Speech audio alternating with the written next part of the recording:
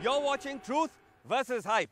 After 6 years of playing cat and mouse with Mulayam Singh Yadav, the UPA looks finally set to close the CBI case against him of potential corruption.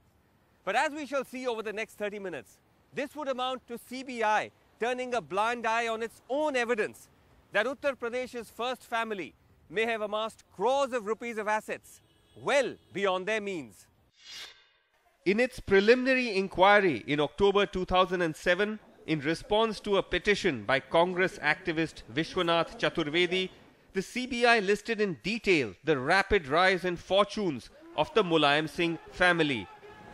From just 3 bighas of land in 1993, the CBI found that by 2005, the family owned a string of real estate assets in Etawah, Saifai and Lucknow, which by its own submissions shows over 2 crores of disproportionate assets.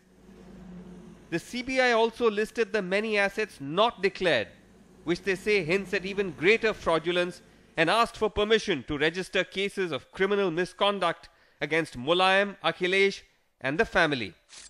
तो CBI को अगर inquiry के लिए आगे बढ़ना है तो CBI preliminary inquiry already court को दिखा चुकी है.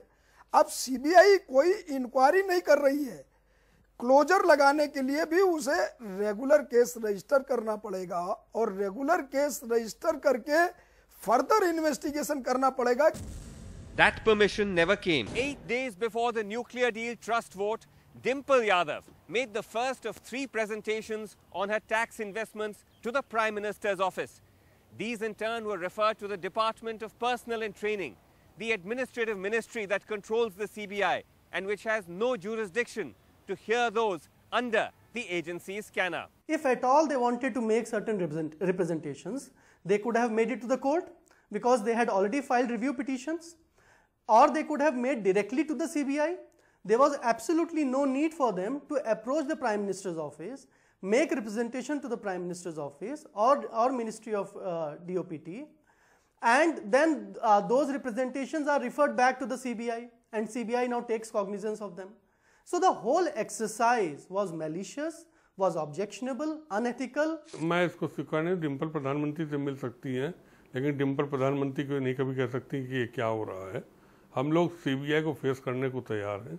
हम किसी के आगे याचना करने को तैयार नहीं है और अब तो रण के लिए तैयार हैं, तो फिर हमको क्या मतलब है. What followed only strengthened the suspicion. Dimple argued before the DOPT that she should be excluded from the probe since the tax returns of all 4 Yadavs were assessed separately, a startling claim since much of the land deals were done jointly. But the CBI thought fit to seek the advice of Solicitor General Ghulam Vanwati, who submitted a 6-page opinion in which he cited previous court judgments to argue that the burden of proof is on investigators to show that Dimple's assets were not Benami. Until then, her assets cannot be clubbed with Mulayam. There was a deliberate attempt by the then SG to confuse 2 distinct issues. Because the issue here was not whether the onus of proof lies on the prosecuting agency. That's like stating the obvious. Obviously, the onus of proof will always lie on the prosecuting agency. But here, the issue was whether there was enough prima facie material to register a regular case. That was the issue. And not whether there was enough prosecutable material to convict Mulayam Singh or any of his family members. So, deliberately, the 2 distinct issues were confused and mangled, and the then SG proceeded to give what in my opinion was clearly an illegal legal opinion.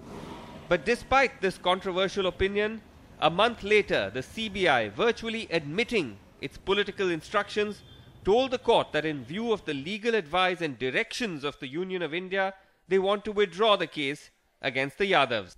मेरा ये कहना है कि जब court order पे inquiry हो रही थी तो प्रधानमंत्री जी रिप्रेजेंटेशन लेने वाले कौन, लीगल ओपिनियन मंगाने वाले कौन, और सीबीआई इंडिपेंडेंट एजेंसी है उसको निर्देशित करने वाले कौन. तो सीधे सीधे केंद्र सरकार ने कॉन्स्पिरेसी करके सरकार बचाई.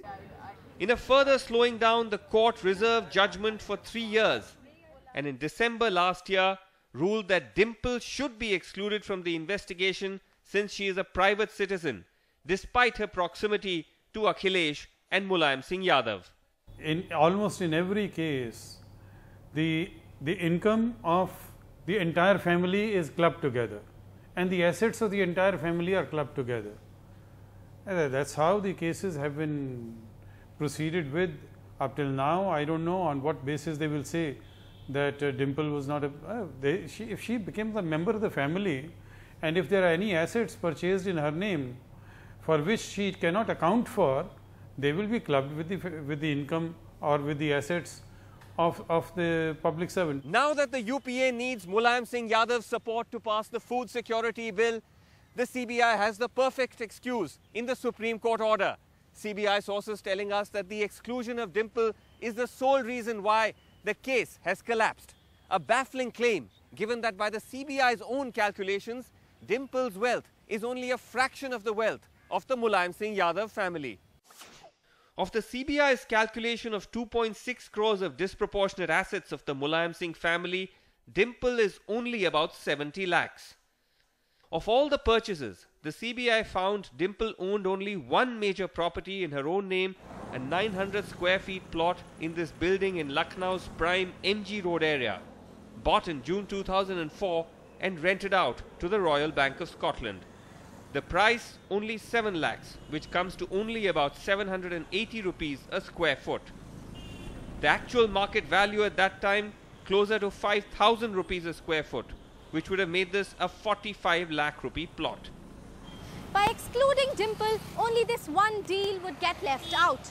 But all the remaining purchases, which follow the same pattern of rock bottom prices in prime locations, are either jointly in the names of Dimple and Akhilesh, or Akhilesh alone, as well as his brother Pratik, and of course the patriarch Mulayam Singh Yadav, which the Supreme Court has not put any restrictions on probing.